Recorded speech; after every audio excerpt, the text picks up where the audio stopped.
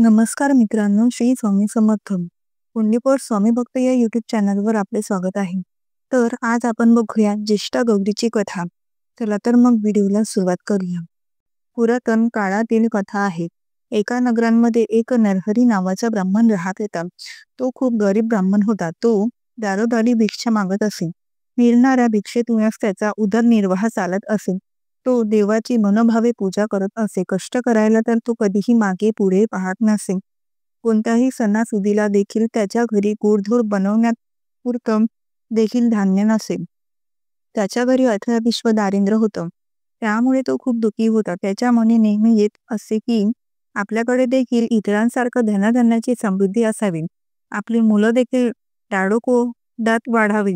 पण असं काही होतच नव्हतं. पावसाचे दिवस सुरू होते. भाद्रपद महिना आला. त्याच्या गावात सगळीकडे आनंदाचं वातावरण होतं. घरी घरी गणपती आले होते. त्या गौरी येणार होत्या. गौरी यायच्या दिवशी त्याची मुले अंगणामध्ये खेळत होती. तेव्हा त्यांनी पाहिलं की वाजत गाजत बायका गौरी आपल्या घरी घेऊन जात आहेत. त्या बायकांचा उत्साह आणि आनंद पाहून मुलं खूप आनंदित झाली आणि त्यांनाही वाटलं की आपल्या घरी देखील आपण गौरी आणल्या पाहिजे. मुलं घरी आली. त्यांनी आईला सांगितलं, आई आपल्या घरी गौरी आण. तेव्हा मुलाचं बोलणं ऐकून ती देखील आनंदित झाली. पण थोडा विचार करून म्हणाली, बाळांनो, गौरी आणून काय करू? गौरी घरी आणल्याबद्दल तिची पूजा अर्चा करावी लागते. तिला धावणं घाटल्यांचा नैवेद्य दाखवावा लागतो. पण आपल्या घरात तर काही नाही. तुम्ही बापाजवळ जा. त्यांना बाजारातून सामान आणायला सांगा. सामान आणलं म्हणजे गौरी आणू. मुलं लगेचच आनंदाने तिथून उठली. बापाकडे आली आणि त्याला बोलू लागली, बाबा बाजारात जा आणि घावन घाटल्यांचं सामान आणा, म्हणजे आई गौरी आणेल. मुलांचा उत्साह बघून बापानं घरात चौकशी केली. तेव्हा त्याच्या बायकोला आनंद सांगितले की मुलं बाहेरील आनंदी वातावरण बघून आपण देखील गौरी आणावी असं म्हणत आहे. पण घरात काही नसल्यामुळे मी त्यांना तसं स्पष्ट सांगू शकली नाही. म्हणून मी त्यांना तुमच्याकडे पाठवलं. ते ऐकून तो बिचारा ब्राह्मण मनात खूप दुःखी झाले. तो विचार करू लागला, सोन्यासारखी मुलं आहेत, पण त्याचा हट्ट पुरवता येत नाही. गरिबी पुढं काही उपाय नाही. मागायला जावं तर मिळत नाही आणि मुलांचे दुःख बघवत नाही. त्यापेक्षा मरणं बरं असा विचार करून तो उठला. देवाची प्रार्थना करू लागला. आता जीव घ्यावं म्हणून निश्चय करून तो तळ्याजवळ जायला निघाला. अर्ध्या वाटेवर गेला. इतक्यात संध्याकाळ झाली. तेव्हा त्याला एक म्हातारी सवाशीण भेटली. तिनं त्याची चाहूल ऐकली. तिने त्याची विचारपूस केली. तेव्हा त्या ब्राह्मणानं सर्व हकीकत सांगितली. म्हातारीनं त्याचं समाधान केलं. त्याला समजावून सांगितलं. त्याला आता म्हातारीच्या गोष्टी पटल्यानंतर त्यानं तिची चौकशी केली. तेव्हा तिने सांगितलं की ती देखील एकटीच राहते.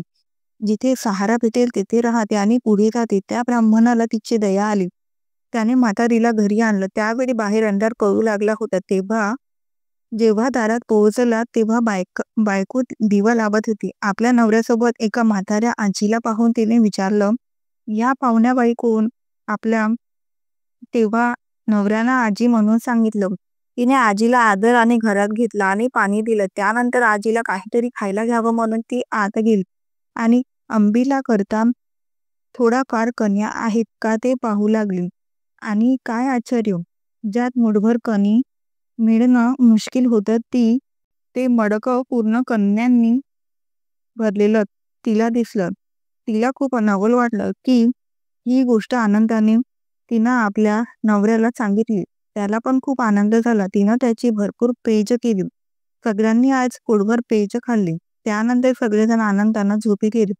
सकाळ झाली तेव्हा म्हातारीनं ब्राह्मणाला हाक मारली, का मला न्हाऊ घालायला सांग, घावन घातलं कर, नाही म्हणू नको. लगेच ब्राह्मण तसाच उठला. तो घरात गेला आणि बायकोला हाक मारली, आजी पहिला न्हाऊ घाल. आपण उठून भिक्षेला गेला. त्या दिवशी त्याला तर भिक्षा पुष्कळ मिळाली. खूप सारा गूळ मिळाला. त्याने सगळं सामान आणलं. त्याच्या बायकोला देखील खूप आनंद झाला. बायकोनं सर्व स्वयंपाक केला. आजीला जेवायला दिलं.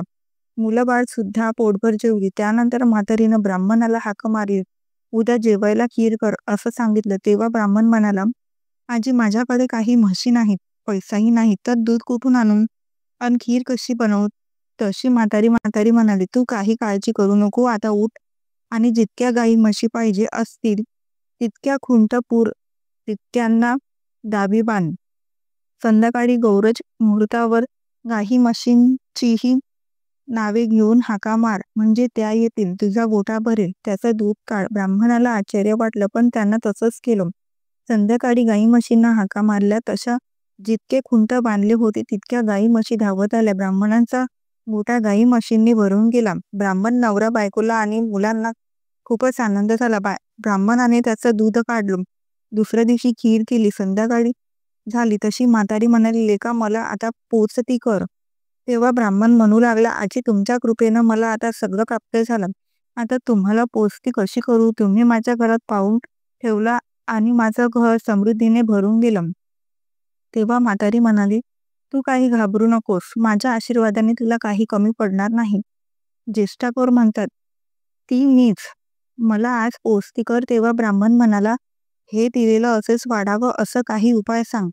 तेव्हा गौरीनं सांगितलं, तुला येताना वाढू देईल ती साऱ्या घरभर टाक, हांड्यावर टाक, मडक्यांवर टाक, पेटीत टाक, गोठ्यात टाक. असं केलंस म्हणजे कमी पडणार नाही. ब्राह्मणानं बरं म्हटलं. तिची पूजा केली. गौरी प्रसन्न झाली. तिनं आपलं व्रत सांगितलं. भाद्रपद महिन्यात तळ्याच्या पाडी जावं 2 खडे घरी आणावे, ऊन पाण्यानं धुवावे. ज्येष्ठागौर व कनिष्ठागौर म्हणून त्यांनी स्थापना करावी, त्यांची पूजा करावी. दुसरी दिवशी घावन गोड, तिसरी दिवशी खीर पोळीचा नैवेद्य दाखवावा.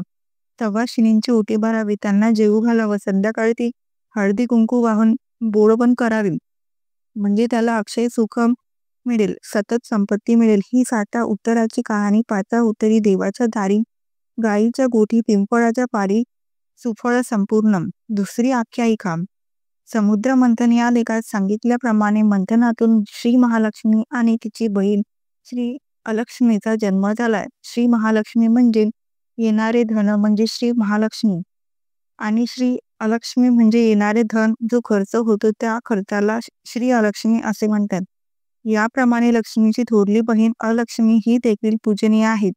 या संदर्भातील प्राचीन आख्यायिका अशी आहे, समृद्ध मंथनातून अनेक रत्नाबरोबर लक्ष्मी हे रत्न निघाले. साक्षात श्री विष्णूने श्री लक्ष्मीचा पत्नी म्हणून स्वीकार करण्याचा निश्चय केला. त्यावेळी आपल्या ज्येष्ठा भगिनींचा विवाह झाल्याशिवाय आपण विवाह करणार नाही असे श्री लक्ष्मीने सांगितल्यावर विष्णूने तिचा विवाह एका तपस्वीशी लावून दिला. पण श्री अलक्ष्मीचे उपद्रवी अवगुणांमुळे तो तपस्वी वनात पळून गेला. तेव्हा श्री अलक्ष्मी अस्वस्थ पिंपळाचे झाड वृक्षाखाली रडत बसली. तिथून श्री विष्णू जात असतात. त्यांनी तिला रडताना पाहिले. तिची हकीकत ऐकून त्यांनी तिचे सांत्वन केले व तिला 3 वरही दिले.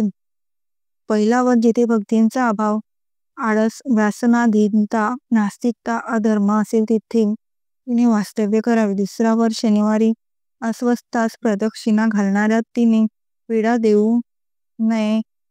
तिसरा वर, दरवर्षी भाद्रपद महिन्यात ज्येष्ठा क्षेत्रावर तिची पूजा केली जाईल असा होता. तेव्हापासून ज्येष्ठा लक्ष्मीपूजनांच्या दिवशी लक्ष्मी व अलक्ष्मी या दोघी बहिणींची पूजा केली जाते. तर अशी ज्येष्ठा गौरीची कथा होती. व्हिडिओ आवडला असल्यास व्हिडिओला नक्की लाईक, शेअर आणि सबस्क्राईब करा. धन्यवाद. श्री स्वामी समर्थ. जय जय स्वामी समर्थ.